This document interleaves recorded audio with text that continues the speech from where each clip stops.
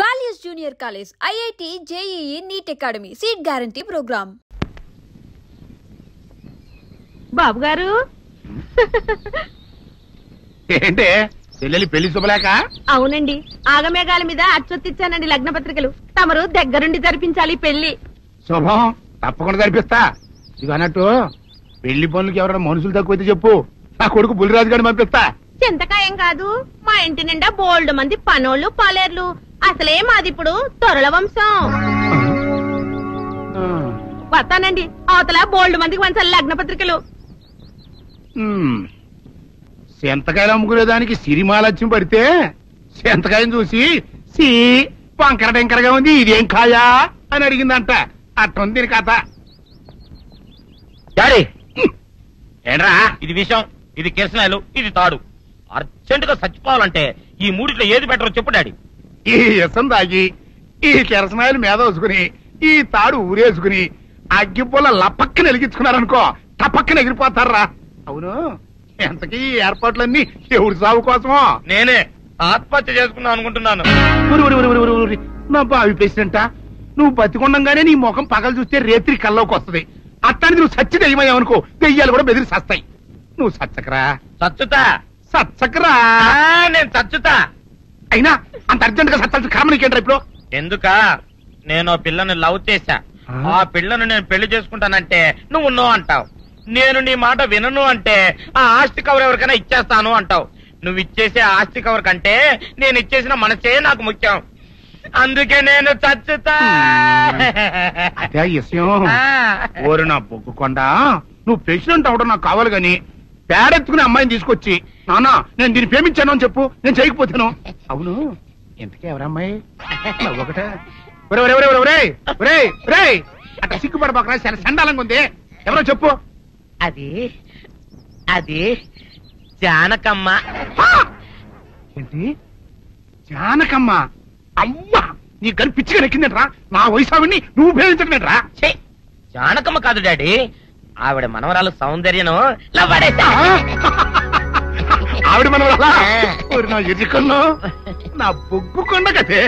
రే, జానకమ్మ గారితో ఇయ్యమందడం అంటే నేను మాత్రం కాదంటని చెప్పు. వెంటనే వెళ్ళి వాళ్ళతో మాట్లాడి ఆ ముఖరథం పెట్టించుకొస్తా. అబ్బా, కింద ఒత్తులు తీసేసి ప్రాణాలు తీసేస్తున్నావు డాడీ. ముఖరథం కాదు డాడీ, ముహూర్తము. ముహూర్తము అదేలా ముఖరథము, అదే పెట్టించుకొస్తా. డాడీ, నేను ఇంకో డాడీ కాకుండా నీకే పుట్టినందుకు నాకు పిచ్చి హ్యాపీగా ఉంది డాడీ. ఆనందమానందమాయనే ఈ అందగాడు పెళ్లి కొడుకాయనే. తాతబ్బాయి గారు, ఈ శుభ సమయంలో మీకు విషయం చెప్పాలండి. మా బుల్లిరాజు గారు పుట్టినప్పుడు నా గురించి డాడీ చెప్పు. మా బుల్లిరాజు గారు పుట్టినప్పుడు మా ఆవిడికి పురుడు పోసిన మంత్రసాని ఈయన చూసి పుట్టింది పంది పిల్లేమో అనుకుని అని అడిచి ముడిచిపోయిందండి. డాడీ, ఇప్పుడు అవన్నెందుకు? ఊరుకోవా, మన జీవితాల్లో గొప్ప ఈ చిత్రాలు జరిగినప్పుడు 10 మందికి చెప్పుకోవాలా. ఇప్పుడు మంత్రసాని మూర్చిపోయింది కదండి. ఇకపోతే మా ఆవిడ ఎట్టండి సేపుల్లే నా కొడుకుని కన్నానని బెంగపడి పురిటి స్థానం అవ్వకముందే చచ్చిపోయిందండి. డాడీ, నేను నీ కడుపున పుట్టపట్ట కదా నాకు ఈ ఫేస్ వచ్చింది. నేను ఇంకొక నాన్నకు పుట్టిన అందంగా నన్ను పుట్టుండేవాడిని. ఇక చూడు, కాకి పిల్ల కాకి ముద్ర, నీ మొహం ఎప్పుడు నాకు ముద్దొత్తనే ఉంటుందిరా కన్నా. ఇకపోతే మా ఆవిడ చచ్చిపోయింది కదండి. ఈయన్ని ఎత్తుకోవడానికి వచ్చిన పని పిల్లలండి ఈయన చూసి దడుచుకుని పరుగో పారిపోయేవారండి. అసలు ఈడికి ఈ జన్మలో పెళ్ళవుద్దా అని నేను ఈ ఆడవని రోజు లేదనుకోండి. అట్లాంటిది మా బుల్లిరాజు గారికి మీ అమ్మాయితో పెళ్లి కుదరటం నిజంగా మా అదృష్టం కదండి. ఎంత మాట, మీలాంటి వారితో వీమంతరం మా అదృష్టం. చాలవరకండి, అంత మాట్లాడతారు. పొంతులు గారు ముఖరథం పెట్టేయండి. అయ్యా, ఈనాటికి సరిగ్గా 4వ రోజుకు ఓ మంచి దివ్యమైన ముహూర్తం ఉంది. అయితే అదే కాయ చేసేయండి. ఏం డాడీ? అట్లాగే. ఏమనే, మా ఓడికి పెళ్లి ఖాయమైతే మా నూరు దేవాలయంలో దేవుడికి అభిషేకం చేయిస్తానని మొక్కుకున్నానంటే ఆ అభిషేకం ఇలా జరిపిస్తున్నాను.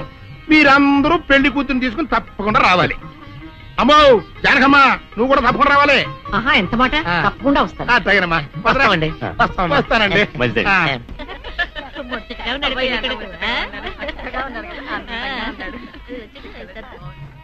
పెట్టు. ఇదేమిటి ముక్క మీద నల్ల చుక్క కదా పెట్టాలి, తెల్ల చుక్క పెట్టారేమిటి? నల్ల బొట్టు పెడితే నీ రంగులో రంగు కలిసిపోద్ది. నువ్వు పొగ్గుకుంటావు కదా, అందుకే నేనే తెల్ల చుక్క పెట్టమన్నా. డాడీ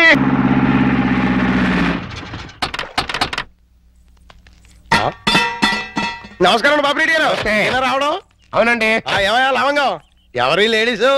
మాధురి దీక్షిత్ అని మా ఊరేలండి, ప్రతాప్ గారి ఇంట్లో పనిచేయడానికి వచ్చింది. Very good. అంటే ఈ రోజు నుంచి ఇక్కడే ఉంటుంది అనమాట. చూసారా మా సుందరముడు గారు మిమ్మల్ని ఇలా చూస్తుంటే తన సొంత చెల్లెలు చూసుకుంటే హ్యాపీగా ఫీల్ అవుతున్నారు. ఆ చెల్లెలు అంటే అసహ్యంగా. ఆ పోనీ కూతురు అనుకోండి. నాకు ఈ వయసులో కూతురు ఏంటండి? నా వయసు ఎంత అనుకుంటున్నారు? అబ్బాస్ కంటే 2 నెలలు ఎక్కువ. గుమ్మడి గారి కంటే 2 నెలలు తక్కువ. మరే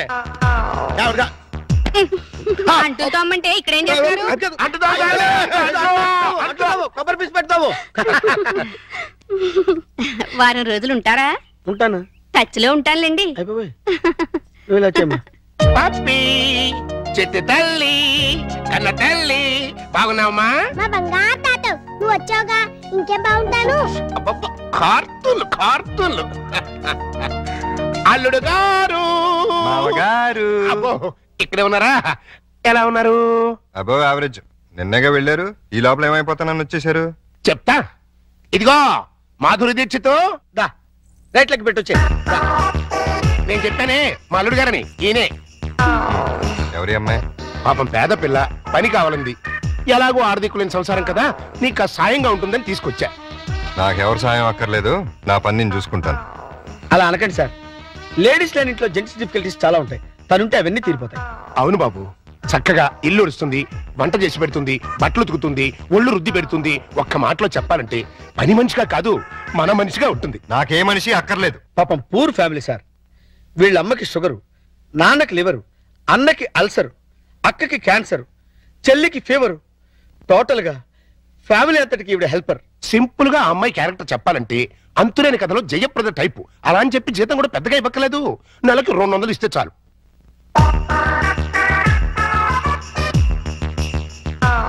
ఇదిగో తీసుకెళ్ళి. సారీ అల్లుడు, అలా ఊరికే ఇస్తే తీసుకోదు, కష్టపడి సంపాదించాలనే మోడల్. ఈ ఇంట్లో ఉండేది పప్పి నేను, ఏం పనులు ఉంటాయి ఇక్కడ? ఉన్న పనులే చేస్తుంది, కాదని కల్లుడు. సరే ఏదో ఒకటి చేయండి. అమ్మయ్యా, అల్లుడు ఒప్పేసుకున్నాడు రా. ఇదిగో గోల్డెన్ ఛాన్స్, ఒళ్ళు దగ్గర పెట్టుకుని పంచి పైకి వస్తాం. నా టాలెంట్ మొత్తం చూపిస్తాగా. ఏం చూపిస్తావో ఏం చేస్తావో మాకు అనవసరం. నెల తిరిగేసరికి నా అల్లుడికి భార్య, మనవరాలకి తల్లివి అవ్వాలి. అమ్మా మాధురి దీక్షిత్, నేను చెప్పింది ఏంటి, నువ్వు చేస్తుందేంటి? నేనేం చేశాను? అసలు ఈ ఇంట్లో నువ్వెవరివి? పని మనిషిని. పని మనిషివే కాదు, మా అల్లుడికి పనికొచ్చే మనిషివి. ఈ వంట పనులు టెంపరరీ. టాలెంట్ మొత్తం ఒకసారి చూపించేస్తే భయపడిపోతారేమోనని ఇన్స్టాల్మెంట్స్ లో ప్రొసీడ్ అవుతున్నా. నువ్వు ఇలా ఇన్స్టాల్మెంట్ మీద ప్రొసీడ్ అవ్వు, ఈ లోపానికి 60-70 ఏళ్ళు వచ్చేస్తాయి. నువ్వు ఈ మిక్సీ పనులు ఆపేసి ఆ పనులు మొదలెట్టు. అదిగో కార్ సౌండ్ వచ్చింది, అల్లుడు గారు వచ్చినట్టున్నారు. నువ్వు ముందు పనులు దిగిపో.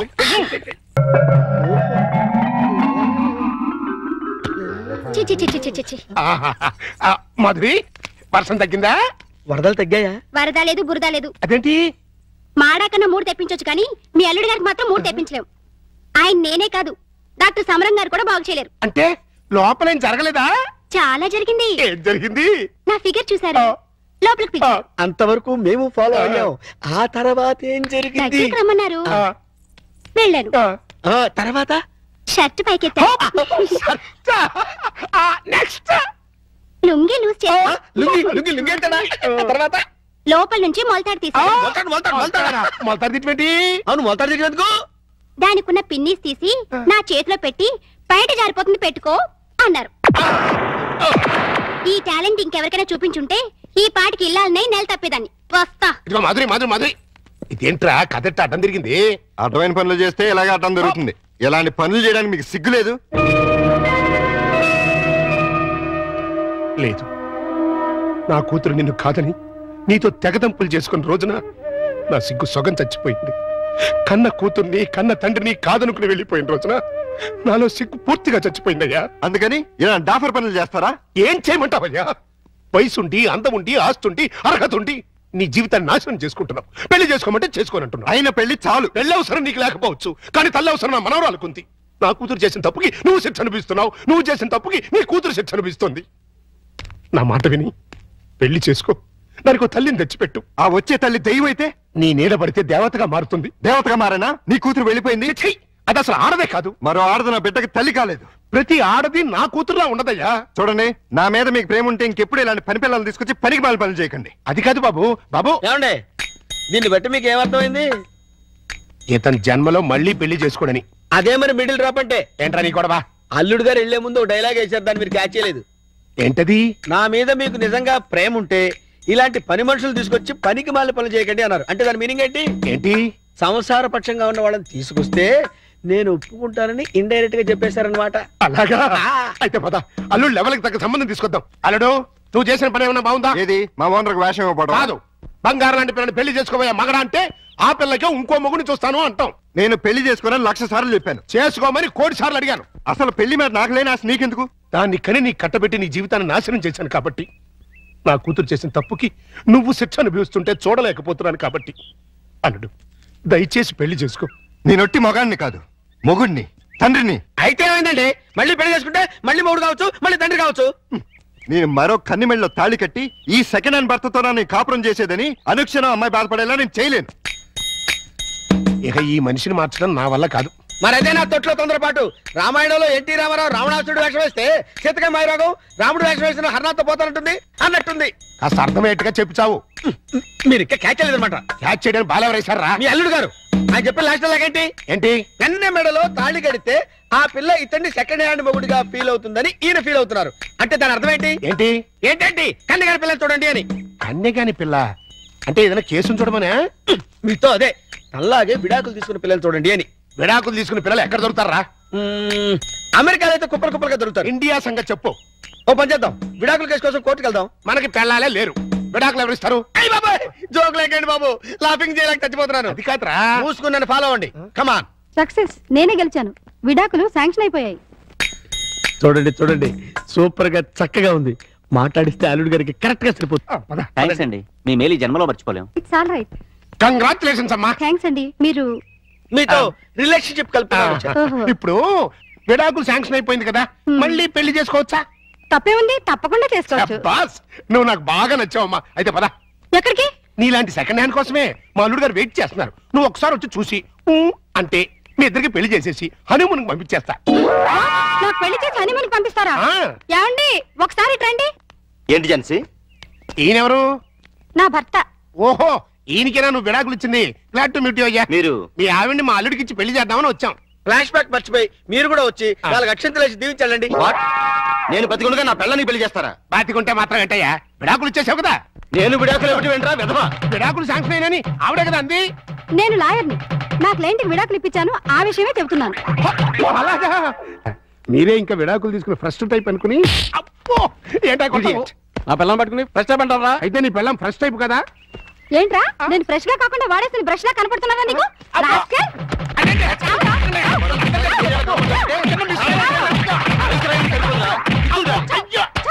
ఇంకొకసారి ఇలాంటి వెధ వేషాలు వేసావంటే ప్రాణం తీస్తాను.